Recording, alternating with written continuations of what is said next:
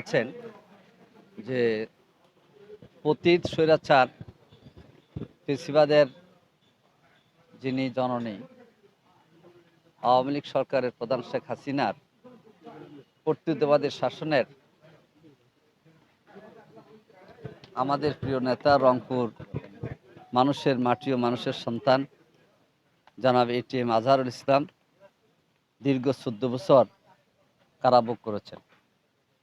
আল্লাহ তাআলার শুকরিয়া যে তিনি গত ২৮শে মে বাংলাদেশ সুপ্রিম কোর্টের আপিল বিভাগের পূর্ণাঙ্গ বেঞ্চের রায়ে তিনি খালাস, তিনি মুক্তি লাভ করেছেন, নির্দোষ প্রমাণিত হয়েছেন। ২০ বছর তিনি ভাবে মুক্তি লাভ করার সিদ্ধান্ত সুপ্রিম কোর্ট ঘোষণা করেছে। জনাব এটিএম আজহারুল ইসলামের মুক্তির পর রংপুরে আগ থেকে একটি জনসভা করার জন্য সবার দাবি ছিল। এমনকি আমিরে জামাত এখানকার আরও ৮টি জেলায় জনসভার মাঝেও তিনি আজহার ভাইয়ের অনুভূতি ব্যক্ত করেছেন।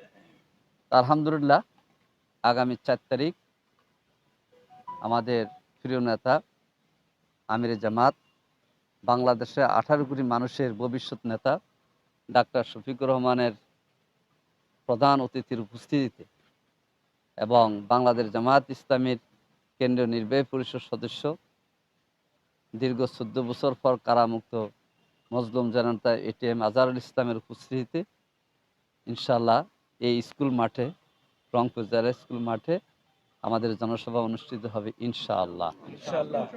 আমরা দাবি করেছি যে বিগত স্বৈরাচারের পতনের ভয়াবহ রূপ লাভ করেছিল ১৬ই জুলাই, যেদিন ছাত্রদের শাটডাউন কর্মসূচিতে বেগম রোকেয়া বিশ্ববিদ্যালয়ের মেধাবী ছাত্র, রংপুর মানুষের গর্ব আবু সাইদ শঠান বুকের গুলিবিদ্ধ হয়ে তিনি শাহাদাত বরণ করেন। তার রক্তে সারা বাংলাদেশ উজ্জীবিত হয়, ধারাবাহিক আন্দোলন শুরু হয়। অসংখ্য ছাত্র এবং মানুষ, শ্রমিক, নারী পুরুষ জীবন দেয়, শিশু জীবন দেয় এবং ৫ই আগস্ট কর্তৃত্ববাদী ফ্যাসিবাদ বিদায় নিতে বাধ্য হয়।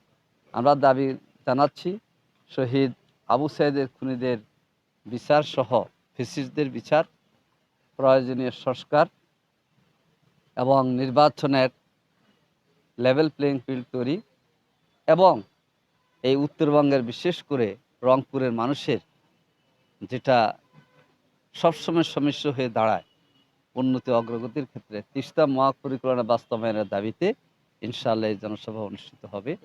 আমরা গণমাধ্যমের সাংবাদিকদের সংশ্লিষ্ট সকলের সহযোগিতা কামনা করছি।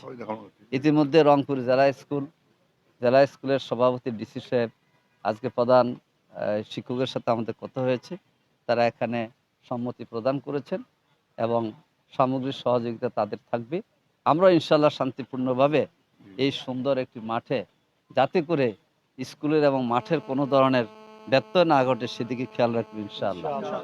তো এই জনসভা বাস্তবায়ন করার জন্যে রংপুরের সর্বপর্যায়ের সর্বস্তরের মানুষ, দল ধর্ম বর্ণ নির্বিশেষে আমরা সকলের সহযোগিতা এবং দোয়া কামনা করছি।